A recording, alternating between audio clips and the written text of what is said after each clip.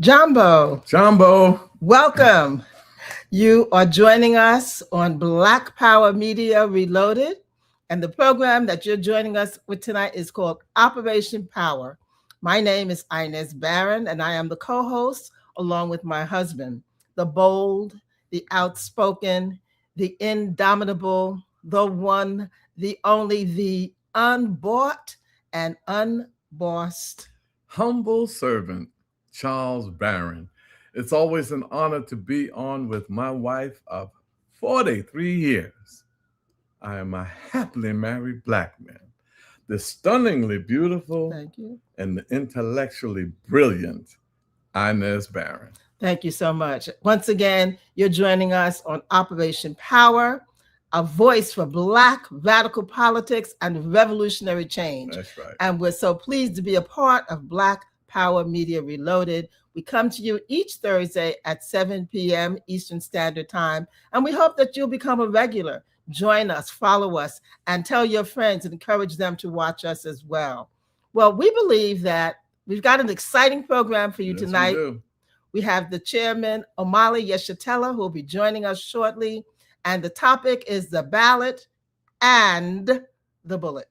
So we're going to have an exciting program. We know that you're going to call somebody, tell them to join us on this program. But we believe that we are at this point along our journey because of the work and the sacrifices of those who have gone before us, our ancestors, in that great cloud of witnesses up in heaven cheering us on and telling us, you can do it. Go ahead. Keep carrying that torch. So we do have a video that we share as a libation to allow us to give homage to them for the work that they have done.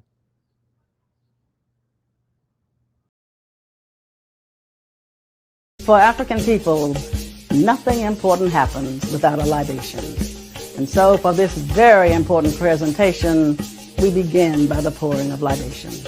We pour libation first to our first ancestor, to that hidden one who, though hidden, manifests in all things as all things, that God-Goddess idea in the universe by any and all names. To our first ancestor, we pour libation, Ashe. We pour libation too to our ancestors because they were the first people on this planet, mothers and fathers of all mankind, flashpoint of the human family. To those ancestors, we pour libation, Ashe. Pour libation too to our ancestors because they were the ones who first gave birth to the idea of civilization, knew we would need a form of governance, and they nurtured that idea along the Nile until it reached its zenith in Kemet. There they built these gigantic monuments as evidence of that great civilization, and they carved instructions on the walls of temples and tombs for us, so we would never forget. To those ancestors, we pour libation, Ashe. Pour libation too to our ancestors because over time they put together all the tenets of civilization and they took those ideas and left the continent. They were the people of the first Exodus. They left Africa and went all over the world and peopled the world. To those ancestors, we pour libation, Ashe. We pour libation too to our ancestors because they did not sit on their laurels. They continued to improve, continued to evolve, and at each point of evolution, they again would leave the continent and settle and resettle the planet. They met themselves coming and going. To those ancestors, we pour libation, Ashe. Pour libation too to those ancestors because over time, they found themselves the object of a forced exodus when they were kidnapped, shackled, cargoed, shipped out of Africa and enslaved in diasporas around the world. To those ancestors, we pour libation, Ashe. Pour libation too to the ancestors left at home, the very young, the aged, the infirm, left to reinvent themselves, depleted of us, human resources. But they were enjoined by us in the diasporas, both objects of a global myopia that ruptured the soul of a people as it ravaged a continent. To those ancestors, we pour libation, Ashe. Pour libation too to those ancestors because over time they began to remember who and what they were. Because no matter where they had been dropped off, they still retained bits and pieces of who and what they were. They retained that African core that described them. They began to remember bits and pieces of a song. They began to remember lines from a rhythm. They began to remember dances that they did in ancient times. They began to remember those ancient drum beats that they now beat out on bare skin. And so to those ancestors, we pour libation. Ashe. Pour libation too to them, because they then began to teach each other. They began to resurrect and reconstruct that history and that culture. They became the new Africans wherever they were. They became the new teachers, preachers, archaeologists, the new singers, dancers, the new drummers, the new Jaliyah. They reconstructed that history and our culture and became new Africans everywhere. So to those ancestors, we pour libation. Ashe. Pour libation to those ancestors, because they are the ones who pass that information on to us. And so we pour libation to those of you who will watch this presentation. Those of you who are the recipients of that pieced together history, of that reconstructed culture. To you, we pour libation. Ashe. Pour libation too to our children and those yet to be born. For they are the ones that you must teach. And you can only teach if you know the history. So to you who are learning the history and are passing on that history, and to our children who are learning that history and will pass that history on to all eternity, but they will call your name in all eternity. To our children we pour libation. Ashe. Ashe. Ashe. Asheo. Asheo. So important that we acknowledge our ancestors and look to them for guidance as we push forward in our struggle. Just want to once again tell you, you are listening to Operation Power. And POWER is an acronym for people organizing and working for empowerment and respect. And Operation Power grew out of a movement that we had to fight against a private developer who wanted to use a wood-burning incinerator in the East New York section of Brooklyn and release all kinds of particulate matter into the air, community where we already have high levels of asthma and other kinds of ailments. He wanted to produce electricity to sell to Con Ed so that they would be able to get their businesses going. Well, we organized. We had a lot of groups that came together. We formed a coalition. We organized, and we, fought City Hall. And guess what? We won. Whipped them. We won. Did not get that incinerator. It was never approved. It was nipped in the bud. It never got any footing. And from that, we organized Operation Power. We came together with other like-minded people, and that became the basis of our movement to get into electoral politics. And we've been in office. We were in office for 21 years, and we were very successful in fighting for what our community needed to move forward. So we're pleased to say Operation Power was a nucleus of the work that we did and was successful. We had 3 new schools built from the ground up. The housing that came into our community met the levels of the people who presently live here. Our community is not gentrified. We had thousands of jobs that came in with the creation of a mall. We fought and kept Walmart from coming in, which is what they wanted to do. And we've been able to support organizations in our community that work on behalf of the people. And, we also got into health. We knew that the Black Panther Party, we were following the Black Panther Party's edict, and the 10-point program of the Black Panther Party talked about health education, stopping police brutality, most importantly, gaining power to determine the destiny of our beloved Black communities. We even got a multi-million-dollar Betty Shabazz youth health facility built in our district, cost millions of dollars. We made them bring that out of the budget. Inez made sure that we secured $36 million for a new library that's going to have an African motif about it. $36 million. We're proud to say that the reparations bill that they passed, cowards, they waited till after I got out of office to water it down, but it's still our bill that they passed to deal with reparations, which they not dealing with because they didn't have it the way I wanted it. And then we also got political prisoners freed, supporting the Jericho movement. We got Jalil Montecume out. We got Herman Bell out. We got Seth Hayes out. And we felt that it was important to do a power analysis and say, Where is the power that's determined the destiny of our community? A lot of it is in the New York City Council. It's in city councils across this country.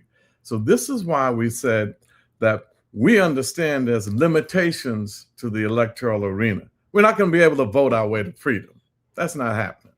But there's plenty that we can get that will benefit us to move our revolutionary objectives forward by engaging in the electoral arena, an arena that was not designed to liberate us, but designed to keep us on the American plantation.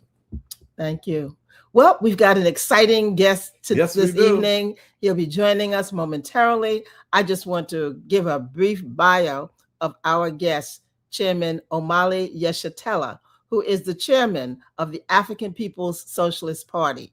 His roots go back to the 60s when he was involved with SNCC, very involved in registering people. He was an activist, and he tore down a mural in the St. Petersburg City Hall and knew that there would be consequences before he did it, and was willing to, in fact, endure those consequences. He went on and he founded the Uhuru Movement, and Uhuru Movement for African Liberation, an organization that has been in the forefront of fighting for the community where he is in St. Louis.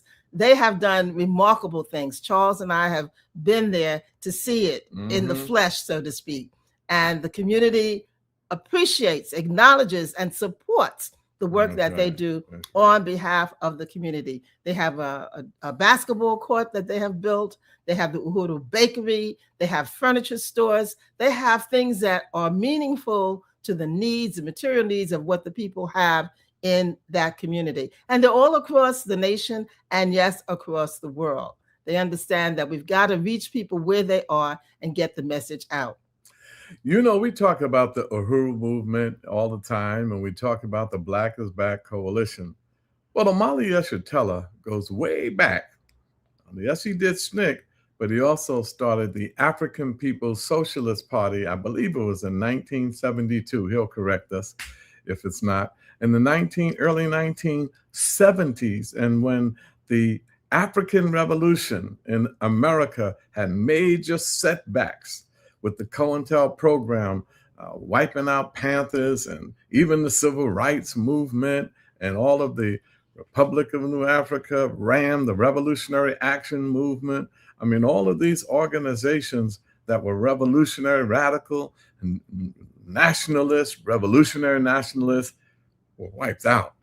And so, however, the African People's Socialist Party maintained that revolutionary fervor and brought it into the 21st century, put revolution back on the map, on the agenda for the 21st century.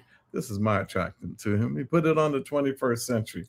So we see him as the leading revolutionary theorist and practitioner of the 21st century. You know, some people on the white left, they got Karl Marx, and you know, we also have with us, we have Kwame Nkrumah. You know, we have some great intellectual revolutionaries. You know, China had Mao Tse-tung, and you know, there's Amilcar Cabral and so many, Frantz Fanon. Well, in the 21st century, Omali Yeshitela is a revolutionary theorist that has put theory into practice and yielded a powerful, powerful movement for us to continue our struggle for radical, systemic, revolutionary change in the 21st century. So we want to bring to the microphone, without any further delay, the chairman. Go on, bring him on to the camera. Yes, we want to thank There you are. Welcome. Uhuru. That's that word. That's that greeting word. Uhuru, which means freedom. That's right. Yeah, it's so good to see you and to be with you again. And I'm really glad that that we're doing this discussion on today. I'm particularly glad because so many people have been driven to a place of despair by the existing regime here in the United States. We have had to experience, kidnappings of of people, of heads of state. We've seen justice and genocidal assault on the people of Palestine.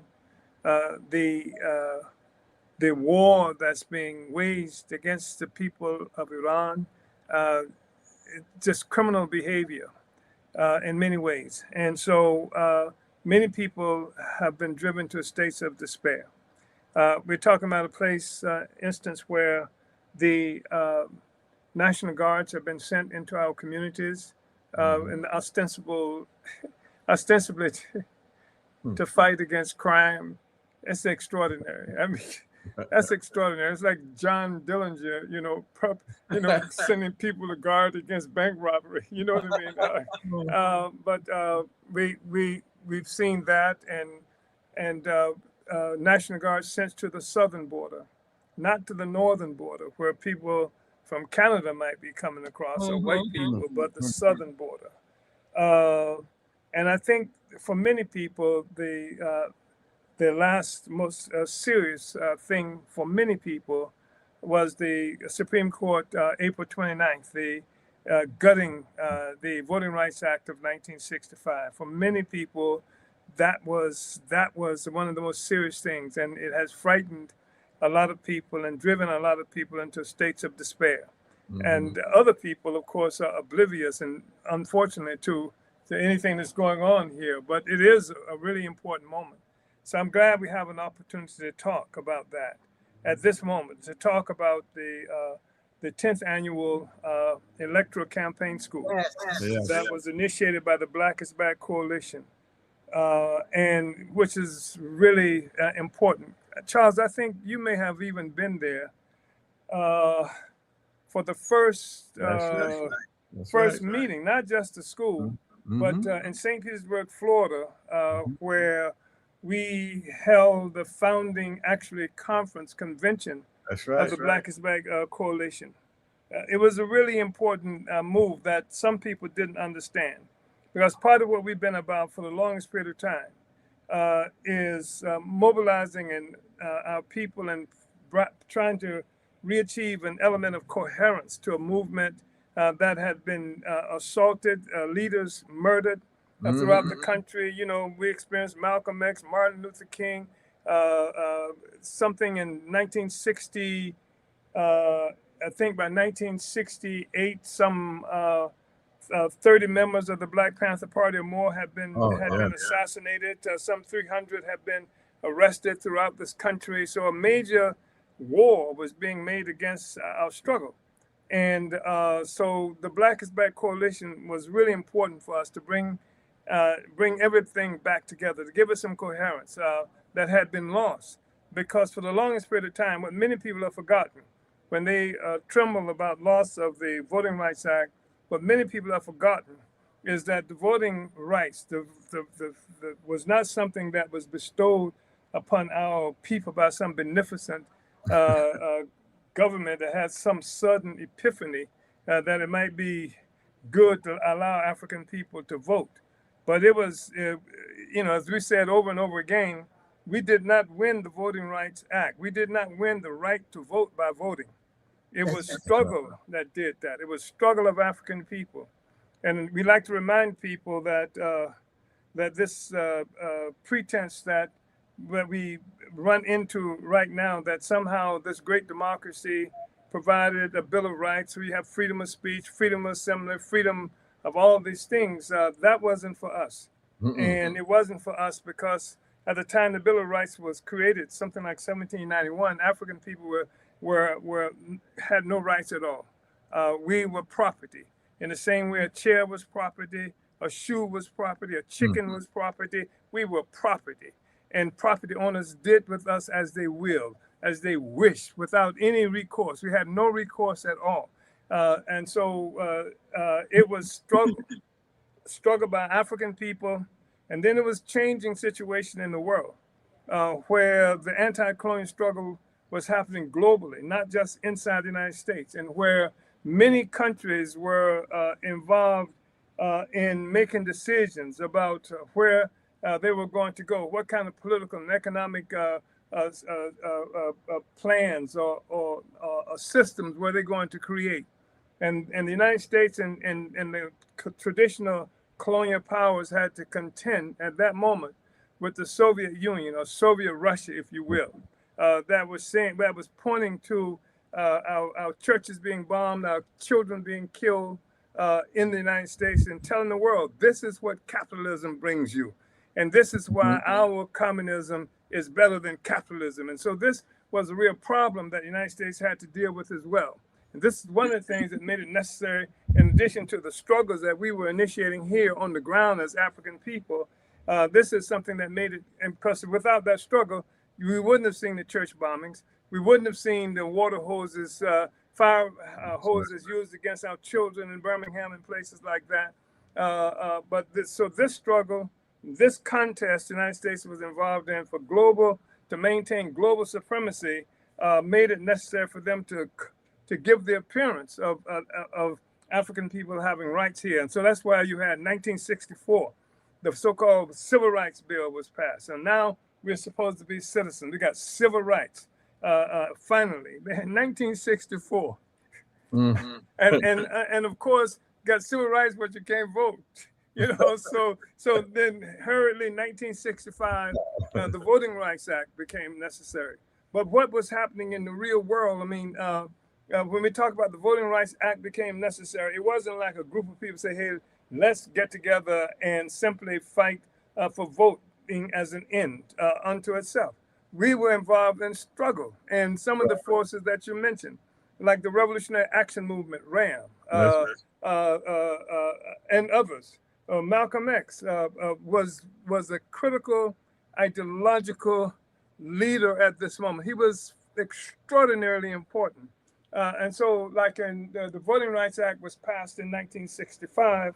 In 1965, February 4th, 1965, 17 days before he was killed, the Student Nonviolent Coordinating Committee, SNCC, brought Malcolm into Selma, Alabama, and where this incredible struggle for voting rights was going on. King was already in jail.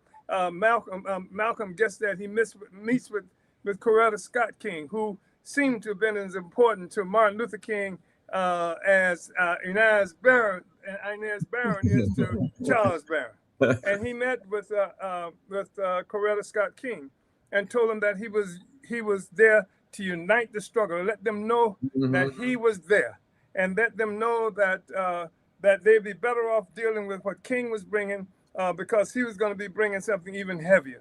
So you had this relationship. You saw Martin Luther King. Remember, 1964. This is the same period where Malcolm made his presentation, the ballot or the bullet. And this is where Malcolm X put forth a program. Remember this program was something that Malcolm X was talking about within the context of African people voting. What did he say? He said he had a program that he called Black Nationalism.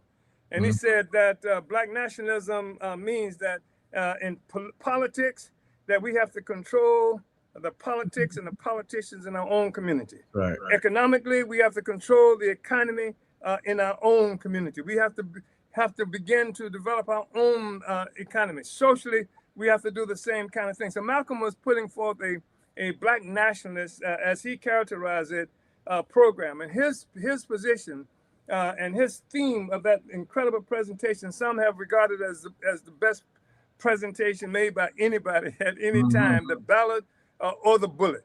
An extraordinary presentation it was. And his theme was one that was letting the world know that there were no limits to what African people would do. He was saying, we're going to vote, and this is a critical thing. We're going to either get freedom by voting, or we're going to get freedom by the bullet. But we're going to get freedom. That was the whole issue. Freedom was on the agenda. For King, freedom was on the agenda. When King put forth the whole program of the Poor People's Campaign, he was not doing this for Lyndon Baines Johnson or for the Democratic Party. He said he was going into Washington, D.C., and Malcolm lauded him for having said he's going to lay down on. He said, that's the Black Revolution.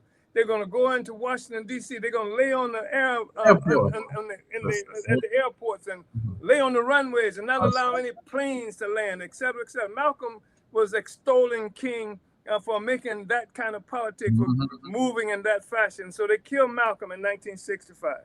17 days after his presentation, after his presence in Selma, Alabama, 17 days after he sealed this relationship with Martin Luther King and the civil rights forces.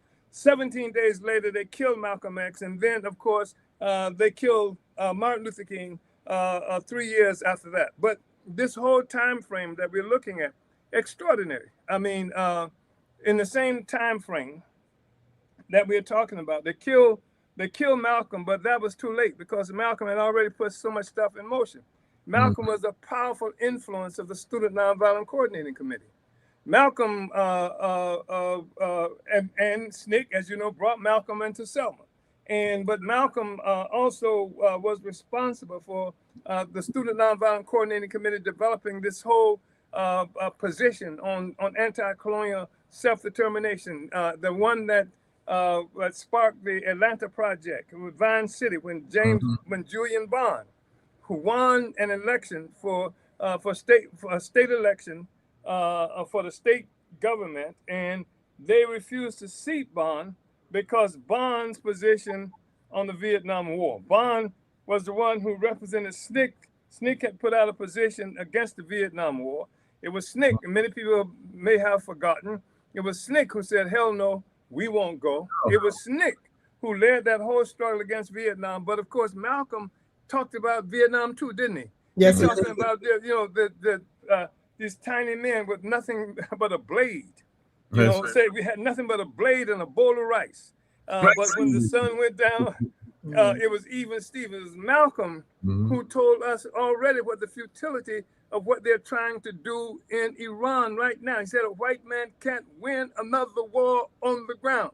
He said he's powerful in the air. He can send bombs and things from a distance, but on the ground, he can't do it. And that's why you don't see anybody going down on the ground in Iran right now. And the Iranians are doing a Bruce Lee, come on, but nobody wants to fight like that. Nobody wants to die. But the point is that this was a critical moment and we were learning so many lessons. And so at this time, they killed Malcolm, but we still have RAM.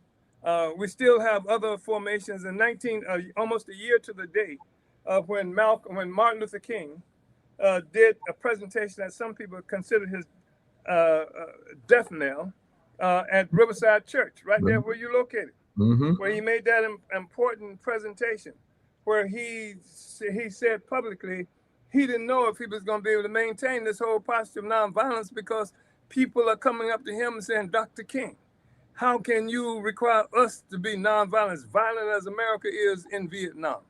So this same place, here we have almost a year later, a year to the month later, a year and a month later, you have SNCC's James Foreman, who was over SNCC's international affairs. He comes to Riverside Church. He marched to the front of Riverside Church, and he was stiff-arming everybody who was trying to stop him from getting to the front. And he got to the front. And what he presented there was the Black agenda, and it was that required reparations, call for reparations of $300 million to going to Africans from the church and from the synagogues inside this country. The preacher and something like 2/3 of the parishioner got out of the church as he was speaking, what have you. But he opened up at that speech, the whole struggle of reparations. But a week before in Detroit, we had a situation where the National Black Conference on Economic Development happened in Detroit.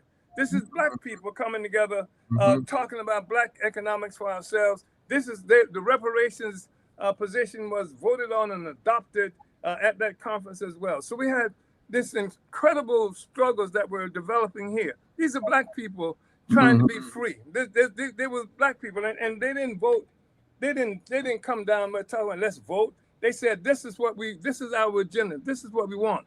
And to make sure, they tried to make sure that none of this stuff got on the agenda. When they killed Malcolm, that was not going to be on the ballot. Malcolm's Black Nationalist program was not going to be on the ballot.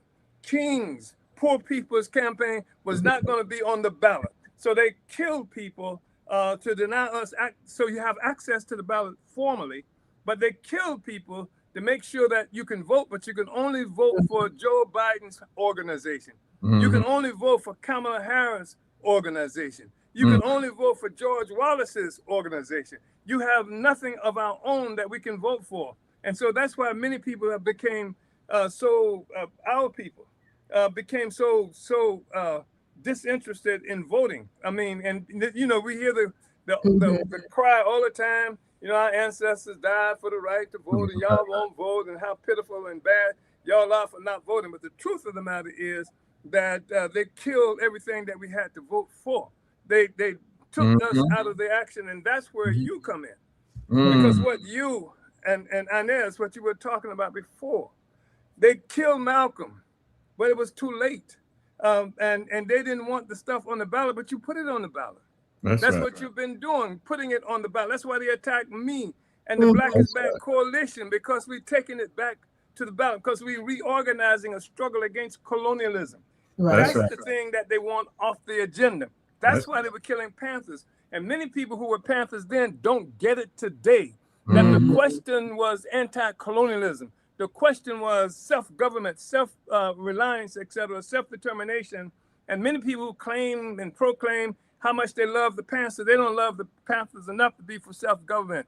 They don't love the Panthers enough to be for self-determination. That's what the Panthers were about. That was the whole program of the Black Panther Party revolved around that.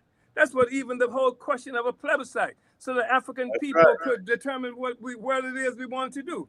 How you can call yourself free when you have a situation where the formal ending of this whole colonial slavery happens, and they don't even ask our opinion of whether or not we want to stay here or not. They don't say what you want.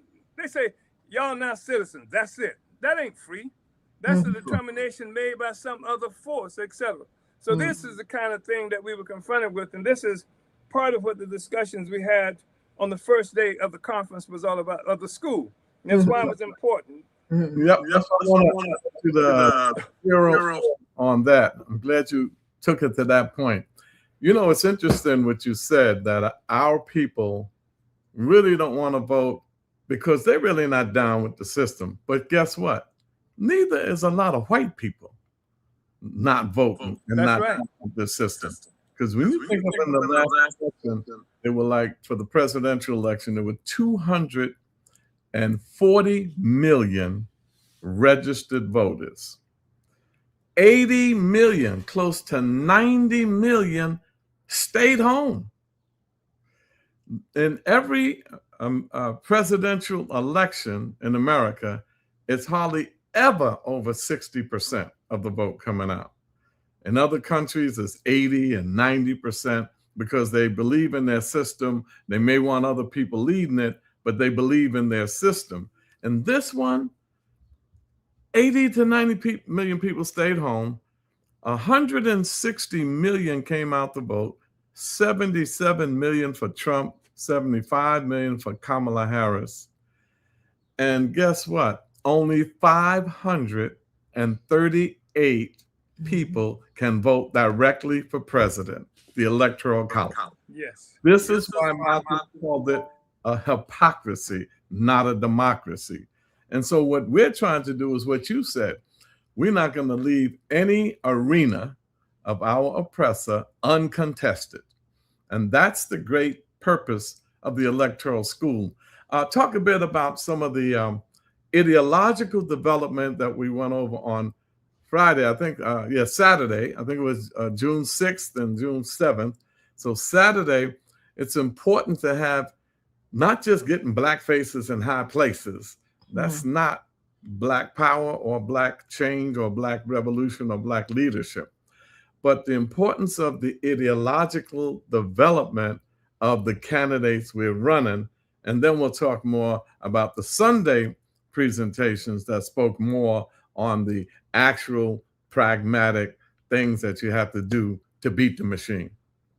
I think that's extremely important because there was, for a while, a debate up inside. It was not really a debate.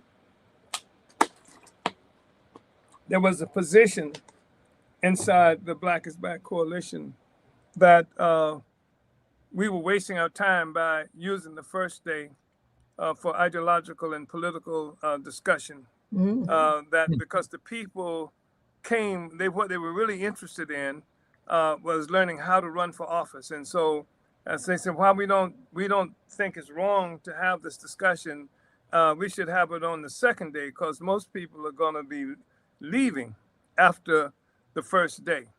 So, well, that's all right because the people we want them to, have an understanding of what this struggle is all about. They need to understand the world because, as you know, the Democratic Party is doing all kinds of work now, especially with African women, to teach you how to run for office, et cetera, et cetera. So we want to do more than just run for office. We want you to be able to run in the interest of our people and in the interest of the oppressed and working peoples around the world, inside this country and around the world. We want you to have a grip on that. And we want you to, we want to take the mystery out of the whole electoral process. Because, for some people, voting in elections is in the Bible, like in the Bible.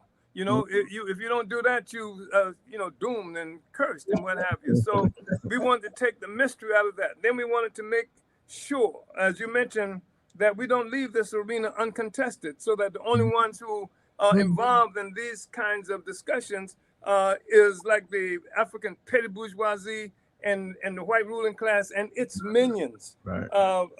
And because when you do that, and this becomes a legitimate process through which a political discussion is happening. This is a legitimate process through which political discussion is happening.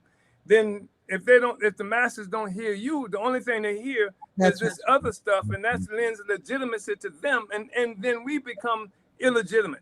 And then and also we can be characterized as illegal, and that's what they've done with our views, make them illegal, illegitimate, because they can't get in the arena they're accustomed to.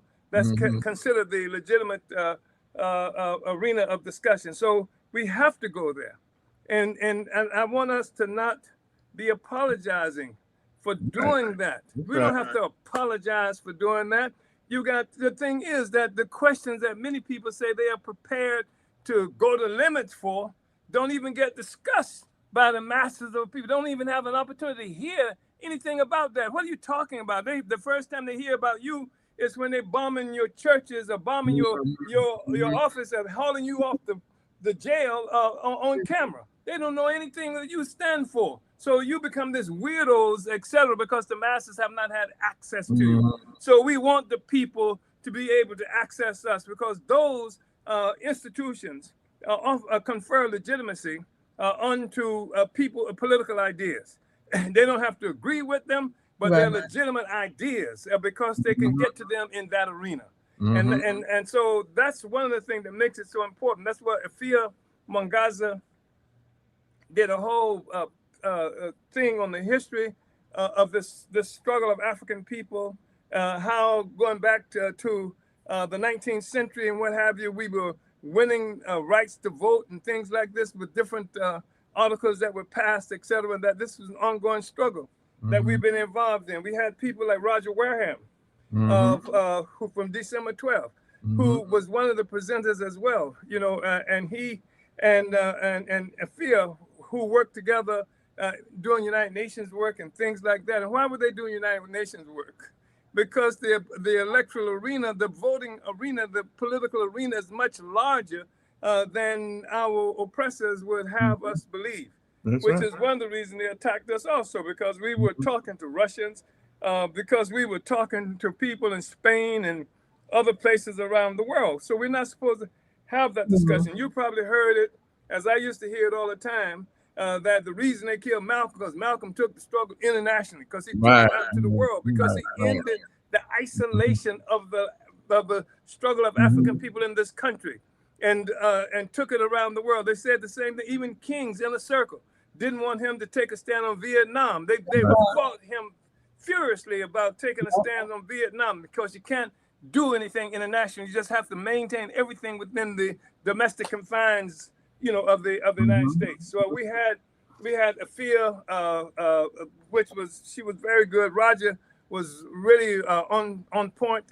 Did a hell of a good job in terms of giving us some of the history and even interpreting what this stuff meant legally about taking the voting rights out, etc. Interesting you should mention Roger, because Roger, as you mentioned, with the December 12th movement, and they came out to East New York, strong brothers and sisters, and was a central part of our campaign.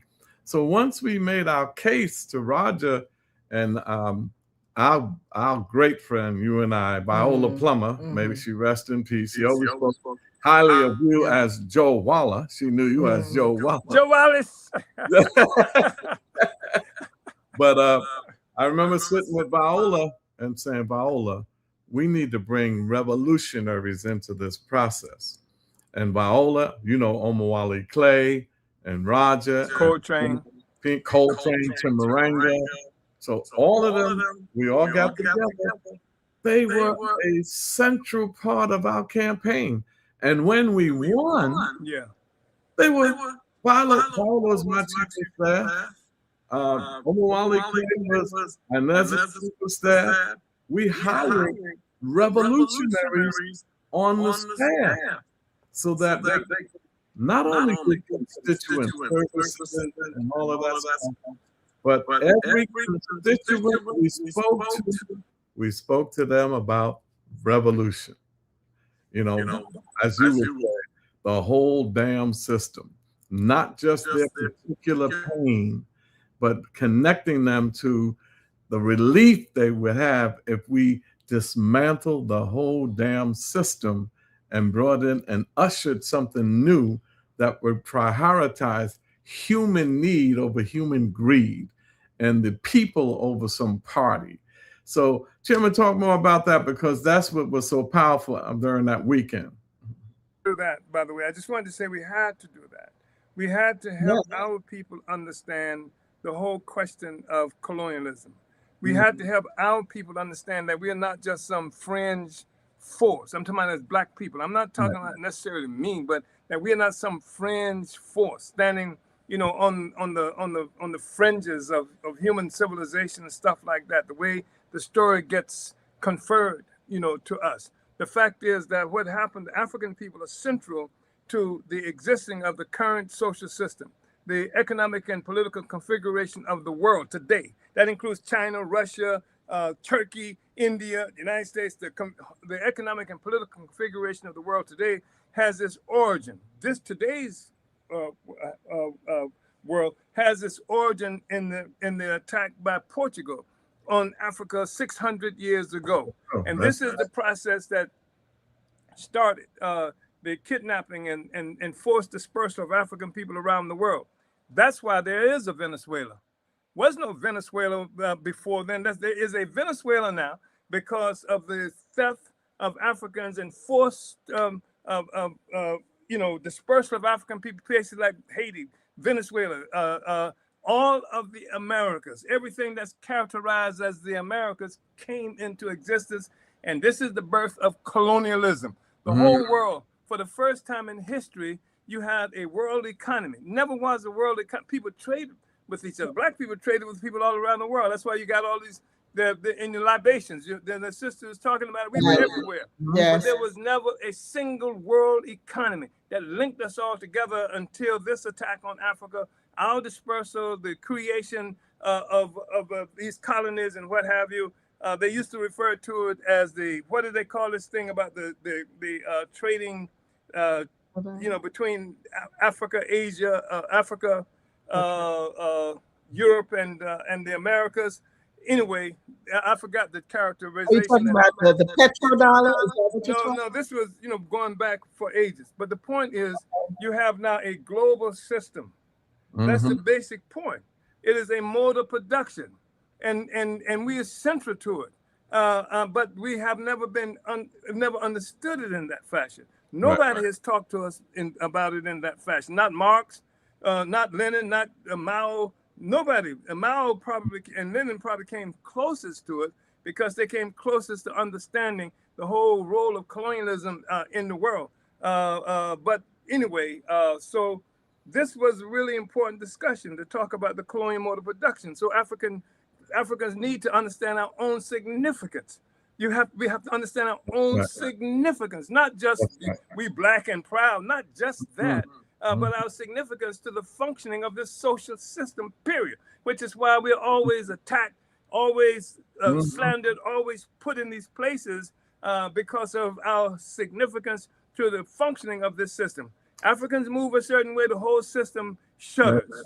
The whole system shudders. I'm glad you brought that up because it appears, not it appears, it's a fact that any African or Asian leader of a nation that chooses a non-capitalistic path for the development of their country, they become thugs, dope dealers, dictators, everything to try to justify either character assassinating them or physically assassinating them.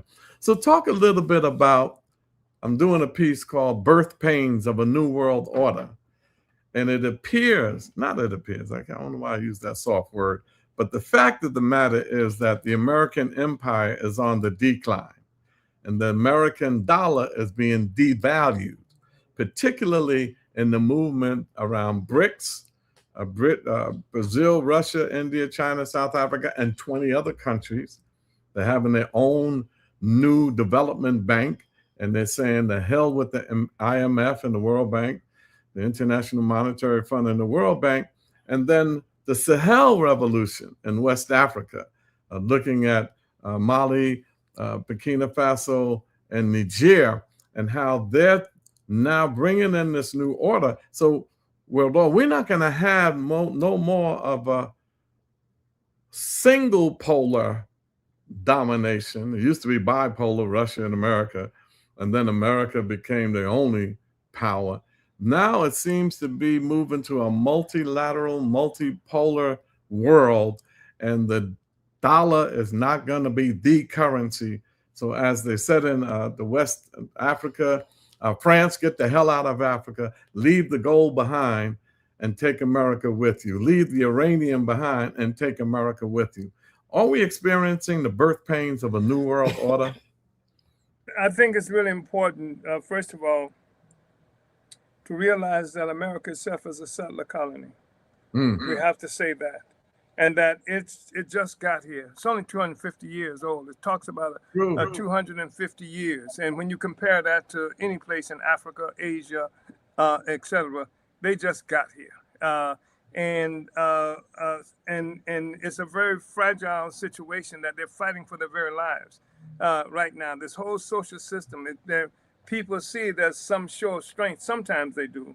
But increasingly, the Iranians are showing that it's not really strength that's responsible for this braggadocio, that it is desperation that's responsible for the way they're moving and what have you. So, and then we see the movement of what we see is a fracturing that the colonial powers are losing their grip on the world. Mm-hmm. And because they've controlled the petrodollars, that everybody is tied into them economically, which is one of the reasons BRICS is so important, which is why they had to kill Gaddafi, which is why they had to overthrow so many people, because they were trying to break out of this stranglehold that the U.S. dollar had on them. And that's the real thing. At the moment the U.S. dollar is not the defining currency in the world, you can really see something powerful happening in terms of the depletion of power here.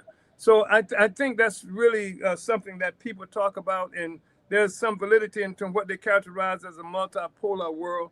But for us, I think the question is, regardless of how many poles there are in this world, Africa and African people have to have control of our own lives. That's because there was a multipolar decision that was made in 1884 and 85 in Berlin, Germany, when they carved up Africa and gave different parts of it to different European powers, etc. So we can be exploited and oppressed by a multipolar world who steal our resources, take everything that we need. So Africa has to come out of this in charge of our own affairs, our own resources, and then we can establish relationships as equals with anybody in the world. It has to be our decision, you know. So yeah, and I think that's really important because everybody's fighting for their own interests. Everybody is. That's right. Is fighting for them, and we've passed that point. There was a time, it really was a time in the world, in relatively modern history, when we saw a communist revolution, when we saw Maoists, and we saw even Leninists and things like that, who really believed in an international social system. In this instance, it was going to be this communist system that all the peoples could be united, no exploitation, no oppression, etc. But we've reached a point now, and the reason we reached this point is because the thing that was missing from the equation in every instance was the colonial question. And because everything, all of this, whether it was capitalism, feudalism, all this stuff rests upon the foundation of the colonial enslavement of Africa and other peoples around the world. So we were secondary in the brains of everybody. We had no agency of our own. Everybody was making decisions about us and for us, etc. Even now, when you read most important discussions that you can find, given extraordinary, deep and profound analysis of what's happening in the world, you will not read anything that makes it a suggestion that Africa has a future of its own. Everything, you talk about Asia, you talk about the Americas, you talk about BRICS, but not Africa.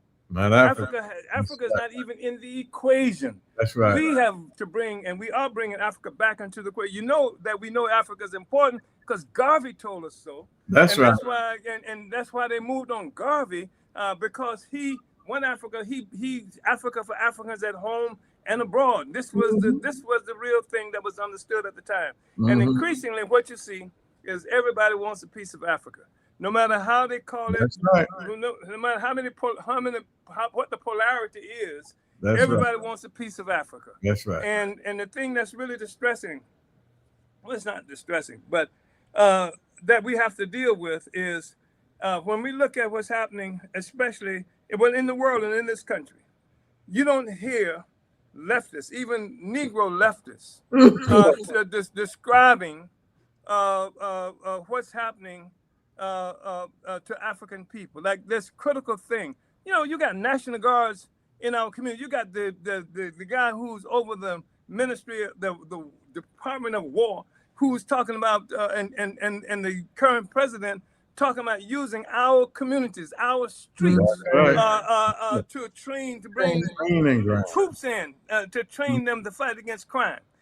And you know, and when you start talking about crime, you know who they're talking about in every instance. Whether it's Joe Biden with his crime bill and Bill Clinton with his crime bill, right. It's us in every instance.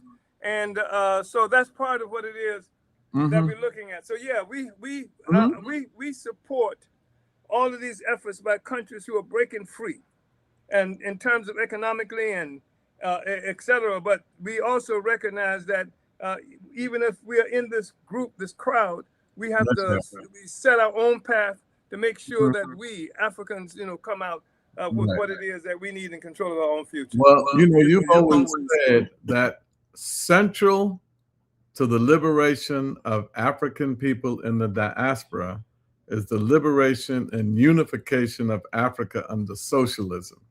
And I think you also mentioned that the critical importance of Africans here in the belly of the beast, governing ourselves and controlling ourselves. The last count I read was that there were 51.2 million of us in the belly of the beast. And I think the whole world is watching us. We can talk about Sahel all we want. We can talk about BRICS all we want, and I do all over the place. But the resources of Africa that is supplying the world, if we want to beat imperialism, just be independent.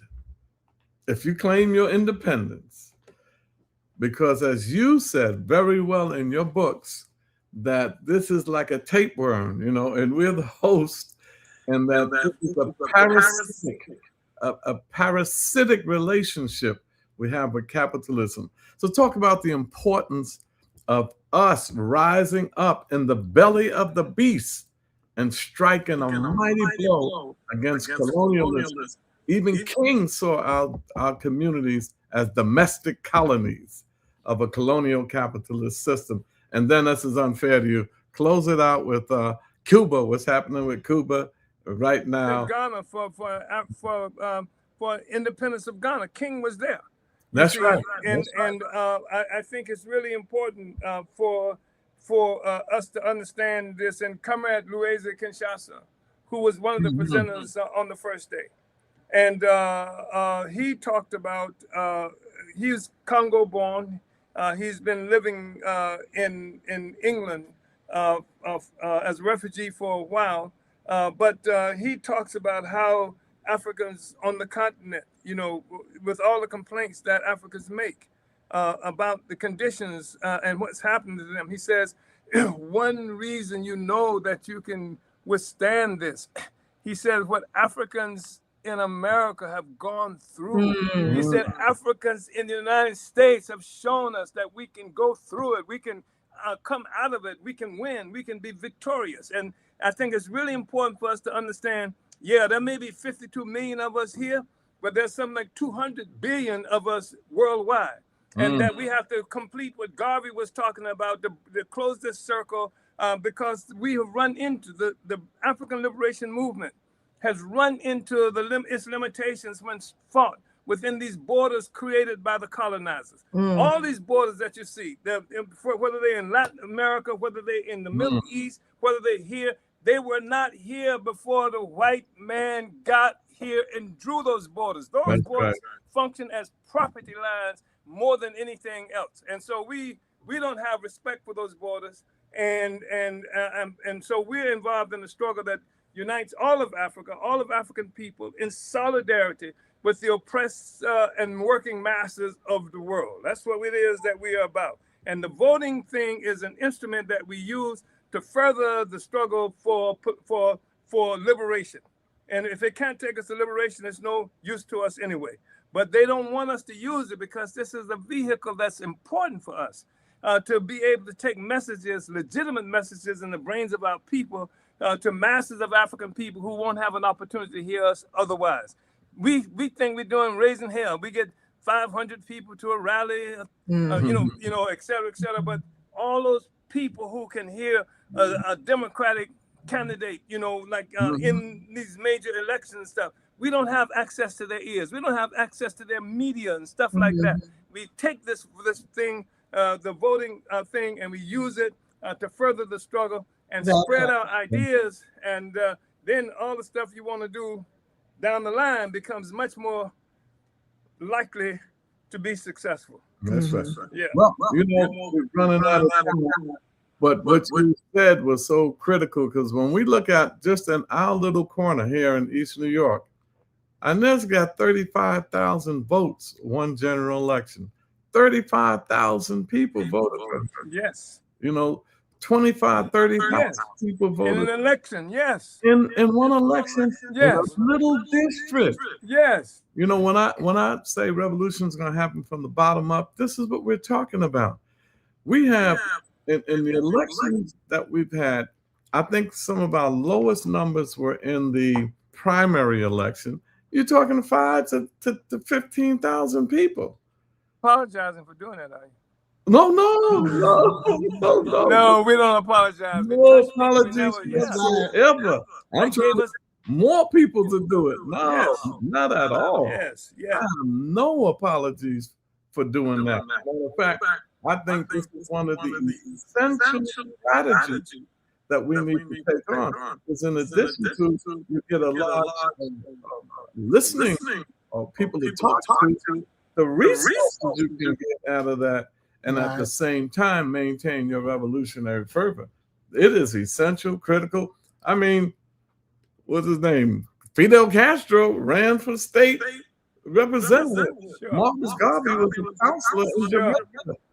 And Kwame Nkrumah, all of them had political parties. Sure. So, Lumumba. Lumumba, this is critical. Yeah. Chairman, close your remarks. Got a minute. Go for it. Okay.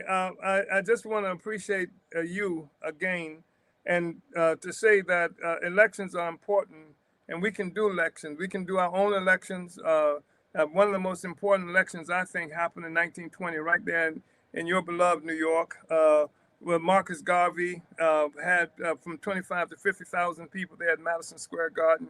Couldn't fit them all in there. That's where the red, black, and green flag comes from. That's where black people voted Garvey to be the provisional president of Africa, etc. That's where we laid out some of the most important things. You should read the Declaration of Rights of the Negro people that came out of that. We're still talking about that stuff that Garvey laid out then. We voted on that.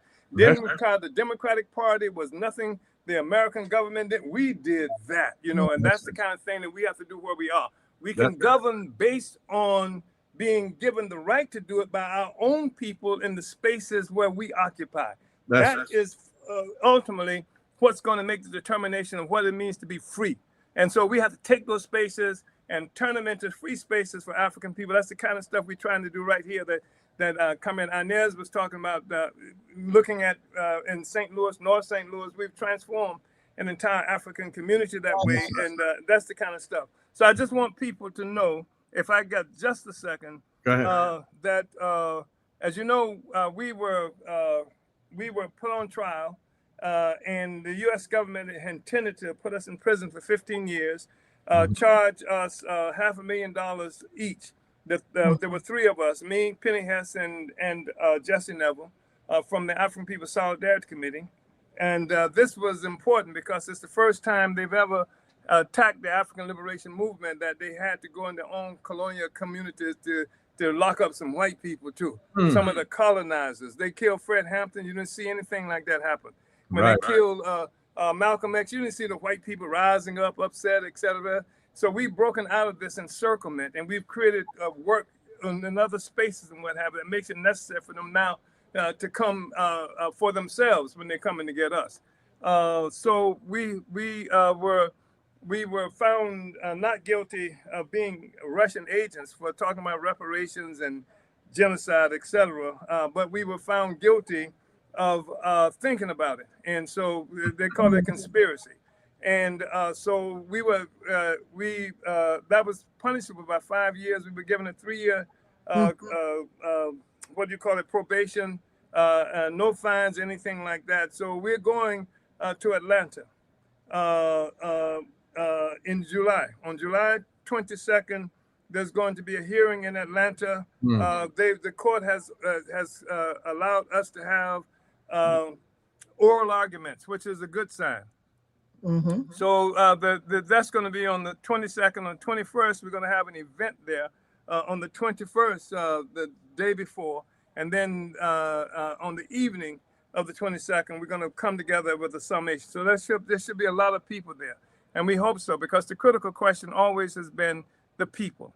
And that's been the thing that's made the difference up and down the line. Where are we now in terms of time? I'm over, Anna. We're out of here. We're out of here. We're going to let our next close, but we want to thank our brother Kalonji Changa. He put up the flyer and everything. Appreciate it, Kalonji. Kalonji's all right. And I know it has some fun. Just want to say, we want to thank you once again for doing your presentation and causing our consciousness to be raised and get people to understand it's not just voting in an end in itself. We've got to vote as we make that a part of our journey to our liberation, for getting people to understand that what we've done here is great in terms of our fight and our struggle as an example for our African brothers and sisters. And we've got to make that unity and make that position and make that statement moving forward. And also understanding that we can't allow them, as I've heard you say in the past, make us the object of what's going on. We've got to be the subject. We've got to be in the leadership. It's got to be about us as our deciding vote what it is that we want to do for our people, for ourselves. Right on. Well, we want to thank everybody for tuning in. And as we say each and every week, the truth shall set you free, and power is the great equalizer. Black Power. Black Power. And Uhuru.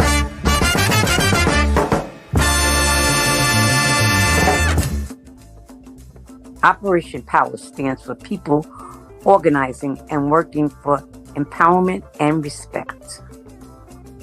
Operation Power is a grassroots social justice organization founded by local community stakeholders, which includes activists, organizers, and leaders who understand that the system as it is currently structured is destroying us and our communities. The system, the capitalist system, one that promotes human greed over human need, one that promotes profit over people, needs to be dismantled. These local community organizers recognize capitalism needs to be destroyed and replaced with socialism. Operation Power was founded in 1997 with the understanding that uprooting capitalism needs to begin locally. Operation Power understood that our communities are the perfect vehicle to dismantle this parasitic capitalist system brick by brick, and the economic, political, and cultural institutions and other systems in place in our local community infrastructure. Whether it's the local school board, community board, city council, state assembly, all represents mechanisms to control the destiny of our people. In 1997, Operation Power launched the campaign Charles Barron for City Council that would lead to over 20 years of radical changes in the East New York community. These changes included over 20,000 units of housing affordable to our community, 3 $88 million schools, over $110 million secured and allocated for community parks, millions secured for library upgrades, and another $42 million for the construction of a new library.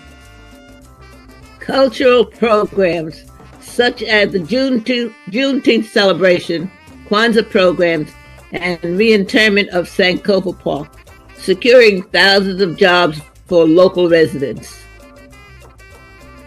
We've secured political seats that include city council seat, state assembly seat, state committee person, male and female district leader, chair of the local community board members, campaigning and getting a judge from the community elected, county committee seats, block association presidents, tenant presidents, and much more. And all this was done while being Black radicals. We are Black radicals, which means getting to the root causes of the problems challenging our community. We need to get to the root and not lose ourselves battling the symptoms of this vicious capitalist system, because we know that revolution is the solution. Operation Power believes in Black power for Black people. Black power is still needed and still relevant. Operation Power believes that Black radicalism is the only position we can afford to take, getting to the root of our problem for revolutionary change. Operation Power believes in community control for Black people as the only way to get to self-determination and liberation. Operation Power believes that we need to move to a more socialist system, a communal system that doesn't suffocate but liberates. With these beliefs, we take collective action for our self-determination and liberation by being a part of Operation Power.